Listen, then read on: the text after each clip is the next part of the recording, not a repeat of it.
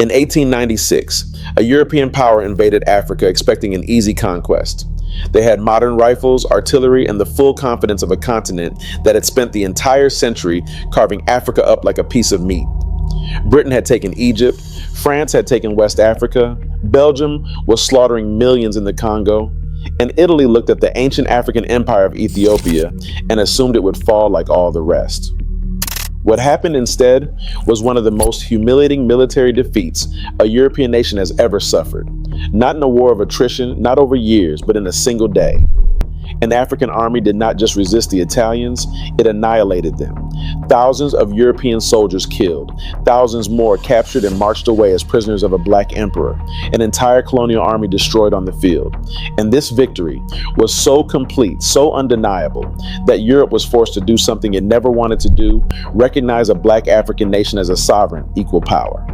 This is the story of the Battle of Adwa, the Ethiopian Empire, and the emperor who beat Europe at its own game.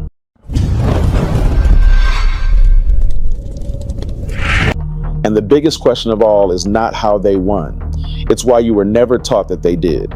Before we go further, this is exactly the kind of history I collected in my book and its companion, 150 Lies They Told You About Black History. The lie that Africa was helpless before Europe. The lie that black people were only ever conquered, never conquerors. 150 documented corrections to the record, everyone sourced. The link is in the description and the pinned comment. Grab your copy today, because the story you're about to hear is proof of how much they left out. To understand why Adwa matters, you have to understand the moment it happened. The 1880s and the 1890s were the height of what historians call the scramble for Africa. European powers sat around tables in Berlin and drew lines across a continent they barely understood, assigning entire nations and peoples to themselves like items on a shopping list. By the mid-1890s, almost the entire African continent had been claimed, invaded, or occupied by a European power. The prevailing belief in Europe, stated openly, taught in universities, printed in newspapers, was that Africans were incapable of governing themselves, incapable of modern warfare, and destined by nature to be ruled by white men. Ethiopia was supposed to be the final piece. Italy, a newly unified nation desperate to prove it belonged among the great colonial empires, was handed Ethiopia as its prize. All Italy had to do was take it. But Ethiopia was not like the coastal territories Europeans were used to bullying. This was one of the oldest continuous civilizations on Earth, a Christian empire older than most of Europe's kingdoms, with its own written language, its own ancient church, its own imperial line stretching back over 1,000 years. And in 1889, it had a new emperor, Menelik II. The trouble began with the Treaty of Wuchale, signed in 1889. And here's where Italy revealed exactly how it saw Africans. The treaty existed in two versions, one in Italian, one in the Ethiopian language of Amharic. The Amharic version said Ethiopia could use Italy as a diplomatic channel if it wished. The Italian version said Ethiopia was required to conduct all its foreign affairs through Italy, which, in the language of European diplomacy, meant Ethiopia had just agreed to become an Italian protectorate, a colony. Italy had tried to steal a nation through a mistranslation, and when Menelik discovered the trick, he did something no European expected an African ruler to do. He rejected the treaty outright, renounced it in full, and prepared for the war he knew was coming. That war came in 1895. And this is the part of the story that should be taught in every school on earth, because what Menelik did next was a masterclass in strategy that most people would never believe came from a 19th century African court. Understand? Italy was counting on the same thing every colonizer counted on, that Africa was divided, that they could play one region against another, one prince against another, and pick the country apart. Menelik denied them that. He did something extraordinary. He united Ethiopia. He called on the regional princes, the races, many of whom were his rivals, and he rallied them under a single banner against the foreign invader. His wife, Empress Taytu Batul, was herself a brilliant military mind who commanded troops and helped direct strategy. And together they assembled an army that Europe could not imagine an African nation producing, approaching 100,000 strong. That's the kind of history they leave out, and it's exactly what my book restores. 150 Lies Corrected. The link's in the description whenever you're ready. And they were not fighting with spears against guns, which is the image Europe wanted the world to keep. That's the myth. The reality is that Menelik had spent years quietly modernizing. He had acquired modern rifles and artillery through trade, hundreds of thousands of rifles, some purchased remarkably from European nations themselves, including Italy and France, who were happy to sell weapons to Ethiopia when they thought it might weaken a rival's position. Menelik played the European powers against each other with the same cynicism they used on Africans. By the time the Italians marched, they were not facing a primitive force. They were facing a large, disciplined, well-armed army fighting on its own mountainous terrain, led by commanders who knew every ridge and valley. The Italian commander, General Baratieri, had around 17,000 men. He was under enormous political pressure from Rome to win quickly and cheaply. The government wanted a glorious colonial triumph, and they wanted it now. So on the night of February 29, 1896, Baratieri made his move. He ordered his army to advance on the Ethiopian position at Adwa in 3 separate columns, planning a surprise dawn attack. It was a catastrophe from the start. The terrain was brutal, steep, broken mountain country. Italian maps were wrong. In the darkness, the columns lost contact with each other. One brigade overshot its position and marched almost directly into the Ethiopian camp. The Italian battle plan disintegrated before the sun even rose, and Menelik's army seized the moment with a speed and ferocity the Italians never saw coming. The Ethiopians recognized that the Italian columns had become separated and isolated from one another, and they attacked each one individually before they could reunite.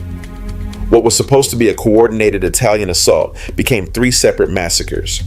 Ethiopian forces enveloped the isolated brigades and destroyed them piece by piece.